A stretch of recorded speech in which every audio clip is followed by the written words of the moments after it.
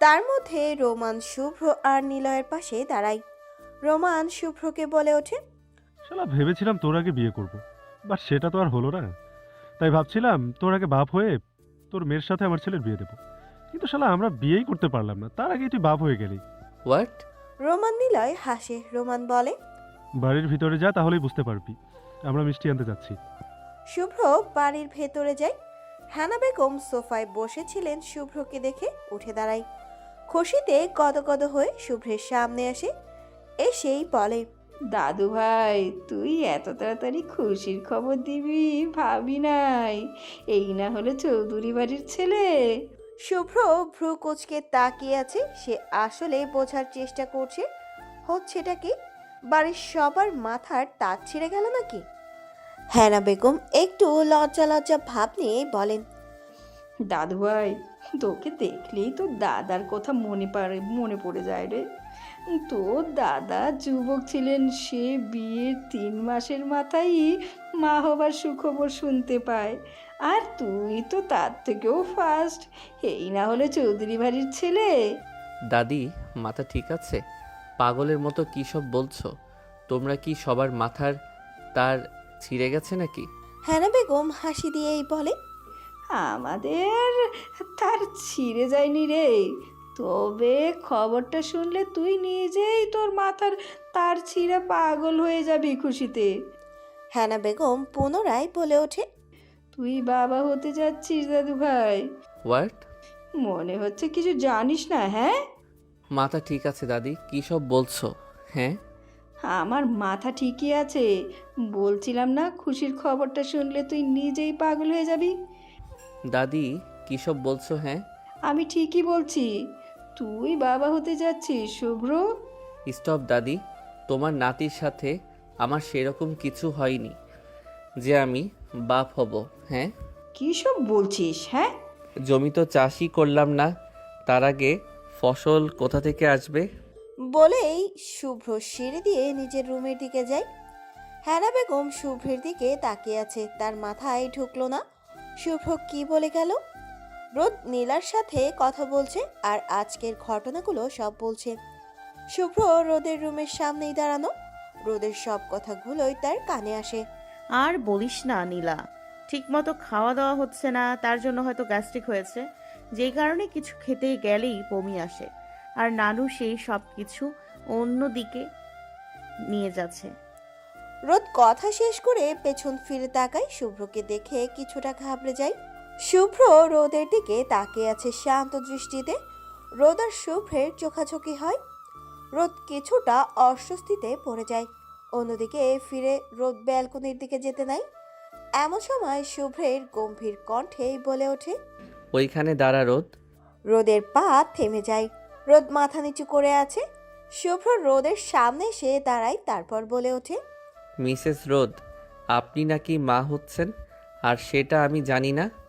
রোদ মাথা নিচু করে আছে। শুভ্র আবারও পুনরায় বলে ওঠে, জমি না চাষ করেই ফসল? বাহ বাহ। রোদ আস্তে করেই বলে ওঠে। আপনি যা ভাবছেন সেই সব কিচ্ছু না। শুভ্র রোদের দিকে 2 কদম এগিয়ে রোদের দিকে ঝুঁকেই বলে, তো আপনি বলতে চাচ্ছেন মিসেস রোদ? নানু ভুলভাল ভাবছে, সেসব কিছুই না, শরীর ঠিক নেই তাই এমন হচ্ছে।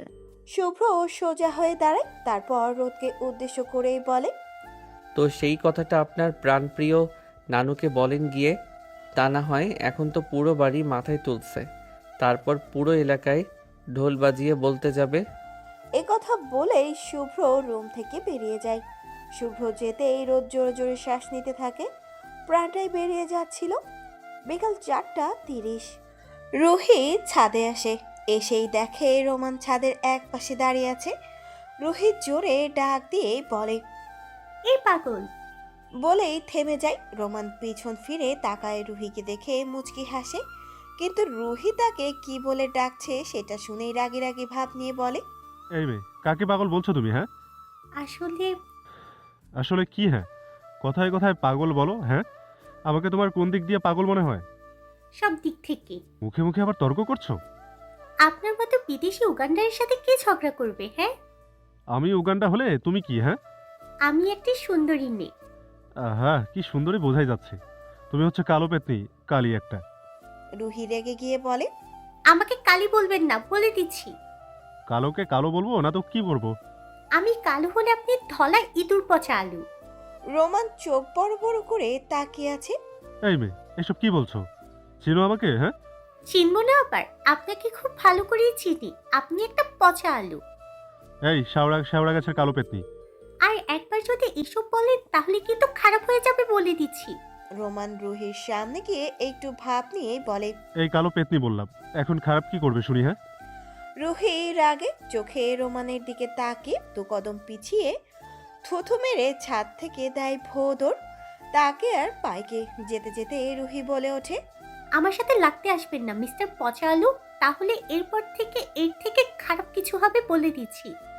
রোমান বোকার মতো তাকিয়েছে রুহির চাওয়ার দিকে। সে বুঝতে পারেনি যে রুহি এমন কিছু করবে। গায়ে থেকে গেঞ্জি খুলে নিচে যায় রোমান। এই বোকা নারী তাকে সত্যি সত্যি কবে পাগল বানিয়ে ফেলে। রোদ বিছানায় শুয়ে আছে। হেনা বেগম রোদের রুমে আসে। রোদের বিছানার পাশে গিয়ে বসে। রোদের মাথায় হাত বুলিয়ে দেয়। রোদ হেনা বেগমের দিকে তাকিয়ে তারপর হেনা বেগমের কোলে শুয়ে পড়ে। হেনা বেগম মিহি কণ্ঠেই বলে ওঠে। এখনো কি খারাপ লাগছে রোদ? না নানু, আমি ঠিক আছি। রোদ পুনরায় আবারও বলে ওঠে। আমি তোমাকে কিছু বলতে চাই নানু। বল, কি বলবি? নানু, তুমি যা ভাবছো সেসব কিছুই না। মানে? আসলে নানু, ঠিকমতো খাওয়া দাওয়া হয় না বলেই বমি হচ্ছে, আর সাথে পেটে ব্যথা হচ্ছে। তুমি সকালে যেসব কথাগুলো বলছো সেসব কিছুই না নানু। হেনা বেগম বসা থেকে উঠে দাঁড়ায়। কি বলছিস রোদ? আমি ঠিকই বলছি নানু। হেনা বেগম রোদের রুম থেকে বেরিয়ে যায়। সে তখনকার শুভ্রের কথাগুলো এখনো বুঝতে পারেনি। আর সে কত কিছুই না ভেবেছিল।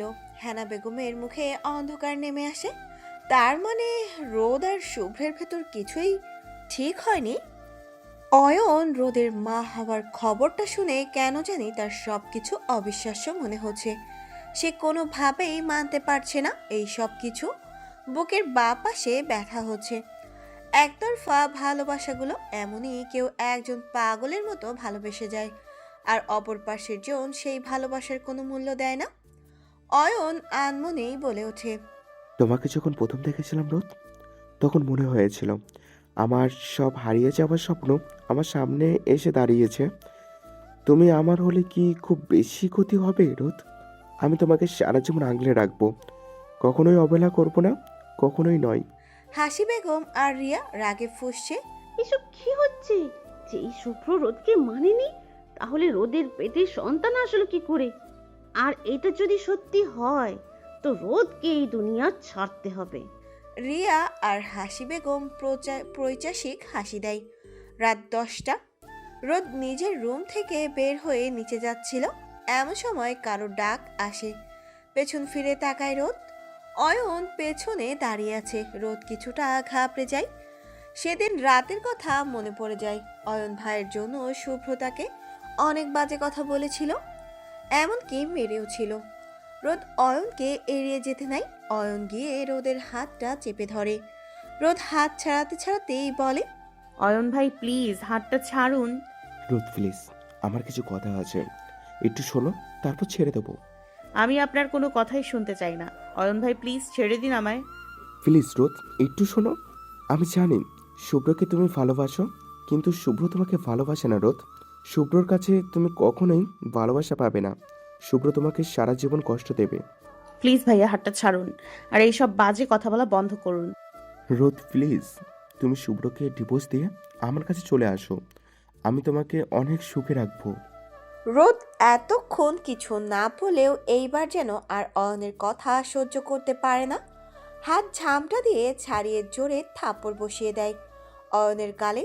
অয়ন গালে হাত দিয়ে দাঁড়িয়ে আছে। রোদ রাগী চোখে তাকিয়ে অয়নকে উদ্দেশ্য করেই বলে। আমার স্বামী আমাকে কষ্টে রাখুক বা সারা জীবন আঘাত করুক, সে আমার স্বামী। দরকার হলে সে আমাকে খুন করে নদীতে ভাসিয়ে দিক, তারপরেও আমি তাকে ছেড়ে অন্য কারোর সাথে ঘর বাঁধার স্বপ্ন দেখব না।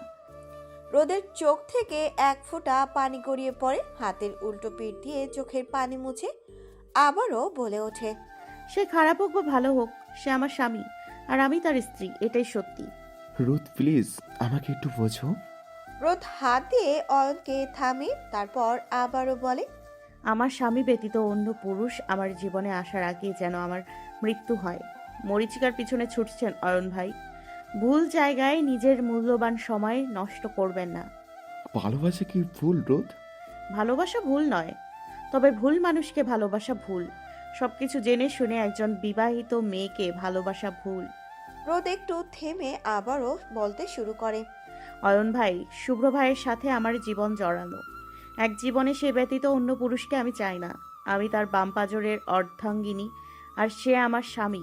তবে আমাদের সম্পর্ক সে মানুক বা না মানুক, এটা চরম সত্য। আমি তার স্ত্রী, আর এই চরম সত্যকে কেউ মিথ্যে বলতে পারবে না। কথাগুলো বলেই রোদ যেতে নাই। এমন সময় অয়ন রোদের হাত টেনে ধরে বলতে থাকে, আমি এসব মানি না, আর তোমাকে চাই মানে চাই। প্লিজ ভাইয়া, হাতটা ছাড়ুন। রোদ হাত মোচড়ামুচড়ি করতে থাকে। ছাড়ানোর জন্য কিন্তু অয়ন হাত শক্ত করে চেপে ধরে আছে। অফিসের কাজ শেষ করে বাড়িতে ফিরছে শুভ্র। সিঁড়ি বেয়ে নিজের রুমের দিকে যেতে নাই, কিন্তু এমন সময় চোখ পড়ে রোদ আর অয়নের দিকে। অয়ন রোদের হাত ধরে আছে, সেটা দেখেই যেন ধপ করে রাগটা উঠে যায়। রাগে চোখ দিয়ে আগুন ঝলসে পড়ছে। শুভ্রের মাথার রগ ফুলে গেছে রাগে। রেগে গিয়ে অয়নকে মারতে থাকে। অয়ন কিছু বলার সুযোগ পর্যন্ত পায় না, ঘুষি দিয়ে নাক ফাটিয়ে দেয়।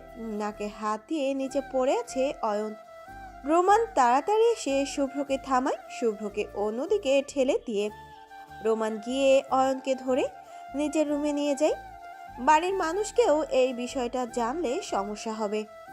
শুভ্র রাগী চোখে তাকায় রোদের দিকে। রোদ মাথা নিচু করে আছে, চোখ দিয়ে পানি পড়ছে। শুভ্র রোদের হাত ধরে টানতে টানতে নিজের রুমের দিকে নিয়ে যায়। রোদকে ধাক্কা দিয়ে বিছানায় ফেলে দেয়। রোদের যেন এখন সবকিছু অসহ্য লাগছে। রোদ বিছানা থেকে উঠে কিছু না বলেই যেতে নাই। শুভ্র রোদের হাত টেনে ধরে নিজের কাছে এনে চুল চেপে ধরে, নিজের মুখের কাছে এনেই বলে, কি বলেছিলাম তোকে আমাকে পোড়াতে আসিস না, কিন্তু তোর তো দিন দিন সাহস বেড়েই যাচ্ছে। হ্যাঁ, আমার অবাধ্য হোস, বেয়াদবের বাচ্চা। রোদ নিজেকে ছাড়াতেই বলে, ছাড়ুন আমাকে, যেতে দিন আমায়। বাহ, মুখে মুখে তর্ক করাও শিখে গেছিস না? চুল ছাড়ুন বলছি, আর আপনার সাথে আমার তর্ক করার কোনো ইচ্ছে নেই। ছাড়ুন, আমি রুমে যাব। শুভ্র রাগী চোখে তাকিয়ে আছে রোদের দিকে, তারপর বলে, চুপ থাক শালি, তোকে কি বলছি সেটার উত্তর দে। তুই ওইখানে তোর নাগরের সাথে কি করছিলি? হ্যাঁ, আমি আপনাকে সব কথার উত্তর দিতে বাধ্য নই। ছাড়ুন আমাকে।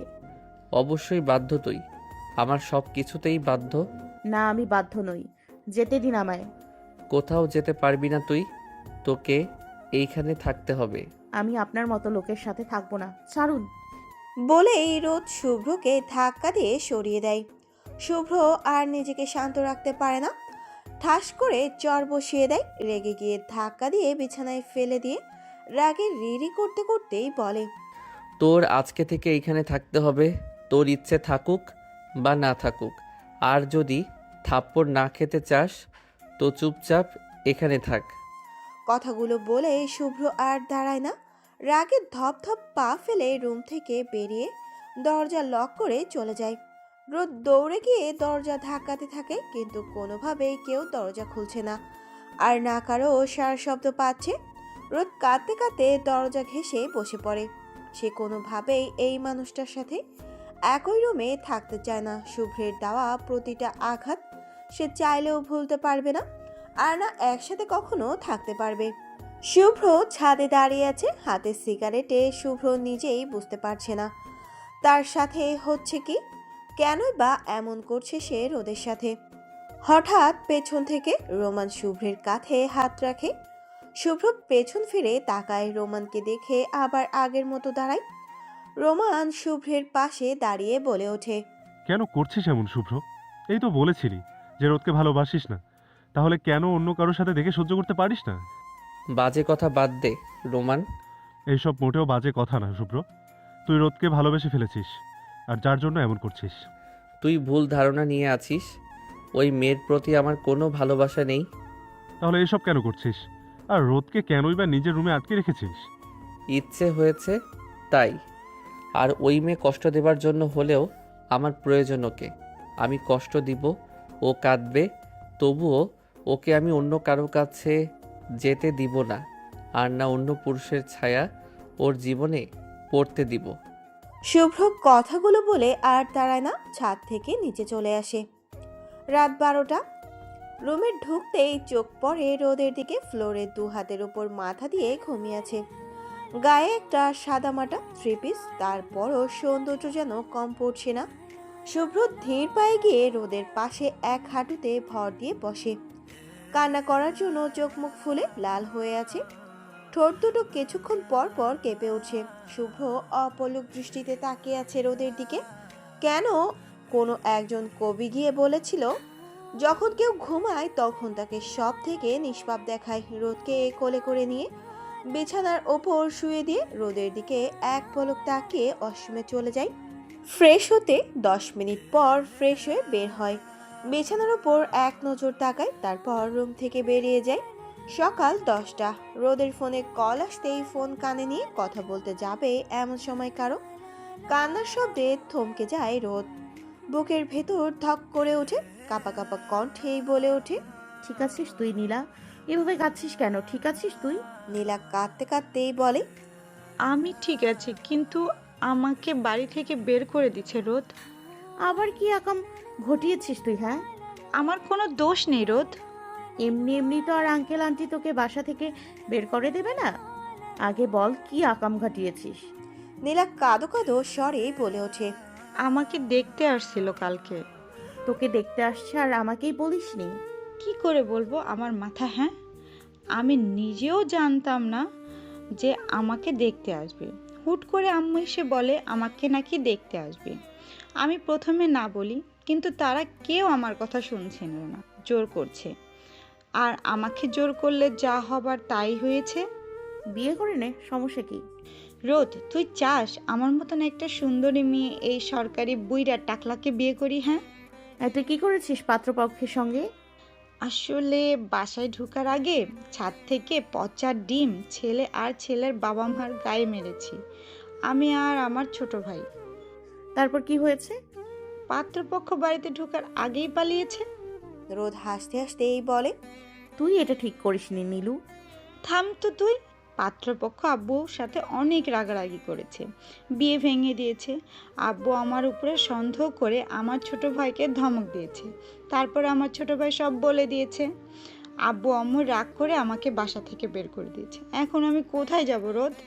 তুই আমাদের বাসায় আয়, আঙ্কেল আন্টি রাগ কমলে তোকে নিয়ে যাবে। আচ্ছা ঠিক আছে, আমি আসছি। কথা বলে রোদ ফোন রেখে দেয়। আজকের সকাল সকাল ঘুম ভেঙে রোদের নিজেকে শুভ্রের বিছানায় দেখে কিছু অবাক হয়, কারণ সে কালকে রাতে ফ্লোরে কাঁদতে কাঁদতে শুয়ে পড়েছিল। কিন্তু সে বিছানায় আসলো কি করে?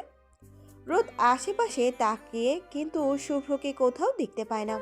শুভ্রের রুম থেকে বেরিয়ে নিজের রুমে গিয়ে ফ্রেশ হয়।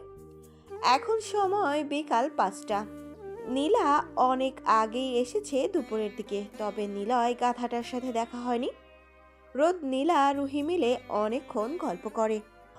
অহনা, টিনা, নীলা এরা তাদের নানু বাড়িতে গেছে। আরাফ চৌধুরী বাড়িতে নেই। হাসি বেগম হঠাৎ উধাও। সে সবাইকে বলে গেছে যে সে তার বাবার বাড়ি যাচ্ছে, কিন্তু সে সেখানে যায়নি। শুভ্রের চাচা আরিফ চৌধুরী, আরাফাত চৌধুরী এরা ব্যবসার জন্য চট্টগ্রাম থাকে। 6 মাস 8 মাস পর একদিনের জন্য বাড়িতে আসে। সেরকম তাদের আসা হয় না চৌধুরী বাড়িতে। চৌধুরী বাড়িতে এখন রোমান, অয়ন, শুভ্র, হেনা বেগম, রোদ, নীলা, রুহি আর রিয়া আছে। রিয়াকে রেখে গেছে হাসি বেগম সবার উপর নজর রাখতে। রুহি করিডোর দিয়ে নাচতে নাচতে যাচ্ছিল রোদ আর নীলার কাছে। এমন সময় কারোর শক্ত হাতে কেউ টান দেয়। রুহি ভড়কে যায়। রোমান রুহির হাত ধরে টেনে নিজের সামনে দাঁড় করায়। রুহি রোমানকে সামনে দেখে রাকি রাকি ভাব নিয়ে বলে, এই আপনি হাত ধরে আছেন কেন? হাত ছাড়ুন তো। রোমান রুহির দিকে তাকিয়ে আছে ঘোর লাগা দৃষ্টিতে। রুহি হাত মোচড়াতে মোচড়াতেই বলে, ভারী অভদ্র লোক তো আপনি। হাত ছাড়তে বলছি কিন্তু ছাড়ছেন না। রোমান ঠোঁট কামড়ে হাসে, তারপর বলে, ও তাই নাকি? আমি অভদ্র? হ্যাঁ, আপনি একটা অভদ্র লোক। রোমান রুহির হাত ধরে টেনে নিজের সাথে মিশিয়ে কোমর চেপে ধরে দুষ্টু হেসে বলে। অভদ্র হয়েছি আমি তোমারই প্রেমে। রুহি চোখ বড় বড় করে তাকিয়ে আছে। যখনই কিছু বলতে যাবে রোমান রুহির ঠোঁট আঙুল দিয়ে বলে। ইস, কথা বলো না, কোনো কথা বলো না সুইট হার্ট। রুহি রেগে গিয়ে রোমানের ঠোঁটে রাখা আঙুল কামড় বসায় জোরে। রোমান আহা বলে চিৎকার করে রুহিকে ছেড়ে দেয়। রুহি রোমানের কাছ থেকে ছাড়া পেয়ে রাগান্বিত হয়েই বলে। কোথাও শুনেছিলাম সুন্দর ছেলেরা নাকি লুচ্চা হয়, আজকে তার প্রমাণও পেলাম। অভদ্র লোক। কথাগুলো বলেই রুহি চলে যায়। রোমান মুচকি হাসে, মনে মনে বলে। অভদ্র তো তোমার সাথেই হব। হ্যাঁ আমার শ্যামবতী, তুমি আমার রাতের ঘুম কেড়ে নিয়েছো, আর আমি তোমার রাতের ঘুম হারাম করে ছাড়বো। রুহি নীলা আর রোদের কাছে আসে। তিনজন মিলে অনেকটা সময় গল্প করে কাটায়। মাগরিবের আজান দিতেই সবাই উঠে নামাজের জন্য যায়। রোদ নামাজ পড়ে ড্রয়িং রুমে আসে। হালকা পাতলা কিছু নাস্তা বানিয়ে নিবে সবার খাবার জন্য। রিয়া রোদকে দেখে রাগে ফুঁসতে থাকে, কারণ এই মেয়েটাকে সেদিন গলায় ছুরি ধরেছিল, কিন্তু তার খালামণি বিশ্বাস করলো না। বাসা একদম ফাঁকা, যে করেই হোক এই রোদকে একটা শিক্ষা দিতেই হবে। মনে মনে শয়তানি ফন্দি আটে রিয়া। রোদ নাস্তা বানিয়ে নিজের রুমের দিকে যায়। সবাই নাস্তা করে অনেকটা সময় গল্প করেও কাটায়। রাত 10টা। কালকে রাতে শুভ্র যে বাসা থেকে বেরিয়েছে আর আজ সারাদিনেও বাড়িতে আসেনি, এইমাত্র বাড়ি ঢুকেছে ক্লান্ত শরীর নিয়ে। রোদ ড্রয়িং রুমে ছিল হেনা বেগমের সাথে। শুভ্র ড্রয়িং পেরিয়ে সিঁড়ি বেয়ে ওপরে উঠতে যাবে, তখনই হাসির শব্দ পায়। পেছন ফিরে তাকায় রোদ আর হেনা বেগম কিছু একটা নিয়ে হাসছেন। শুভ্র রোদকে উদ্দেশ্য করে গম্ভীর কণ্ঠেই বলে ওঠে। রোদ, এক কাপ গরম গরম কফি নিয়ে 5 মিনিটের মধ্যে আমার রুমে আয়। হেনা বেগম আর রোদ শুভ্রের কণ্ঠ পেয়ে সিঁড়ির দিকে তাকায়। শুভ্রর কথাগুলো বলে আর দাঁড়ায় না, চলে যায় নিজের রুমে। এই সব কিছুই ওপরে দাঁড়িয়ে শুনছিল রিয়া। রাগে ফুঁসতে থাকে। হেনা বেগম মুচকি হাসে, তারপর রোদকে বলে ওঠে। যা, আমার নাতির জন্য কফি নিয়ে আয় যা তাড়াতাড়ি। কথাগুলো বলেই হেনা বেগম নিজের রুমে যায়। রোদ কিছুক্ষণ সেই একই জায়গায় বসে থাকে। সে যত চাইছে এই লোকের কাছ থেকে দূরে থাকতে, কিন্তু না, তাকে ঘুরে ফিরে এই লোকের কাছেই যেতে হবে। রোদ বসা থেকে উঠে কিচেনে যায়। কফি বানিয়ে নিচে আসতে যাবে, তখনই হেনা বেগমের ডাক আসে। হেনা বেগম তার ওষুধ খুঁজে পাচ্ছে না, তাই রোদকে ডাকে। রোদ কফি টেবিলের কফির মগে রেখে হেনা বেগমকে ওষুধ খুঁজে দিতে যায়। এই দিকে রিয়া কফির মগে এক গাদা লবণ দেয়। যখনই লবণ দিয়ে ড্রয়িং দিকে আসতে নেয়, তখন রোদের সামনে পড়ে। রোদ ভ্রু কুচকে তাকায়, এখানে কি করছে? হাতে পানির বোতল দেখে কিছু জিজ্ঞাসা করতে গিয়েও আর করে না। রোদ কফির মগ নিয়ে শুভ্রের রুমে যায়। শুভ্র ফ্রেশ হয়ে ওয়াশরুম থেকে বের হয়। টি টেবিলের ওপর কফির মগ রেখে যেতে নাই। শুভ্র কফির মগ হাতে নিয়ে রোদকে ডাক দেয়। রোদ। রোদের পা থেমে যায়। শুভ্রের কফি মুখে দিতেই মেজাজ খারাপ হয়ে যায়। এটা কি কফি নাকি নুনে পোড়া? রেগে রোদের দিকে ছুঁড়ে মারে, সব গিয়ে পড়ে রোদের গায়ে। গরম কফি গায়ে পড়তেই রোদ আহ বলে চিৎকার দেয়। শুভ্র রাগী চোখে তাকিয়ে বলে।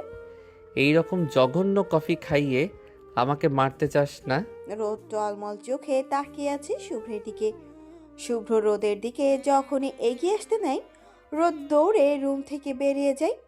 রোদ নিজের রুমে গিয়ে ওয়াশরুমে গিয়ে ঝর্ণা ছেড়ে দিয়ে কাঁদতে থাকে।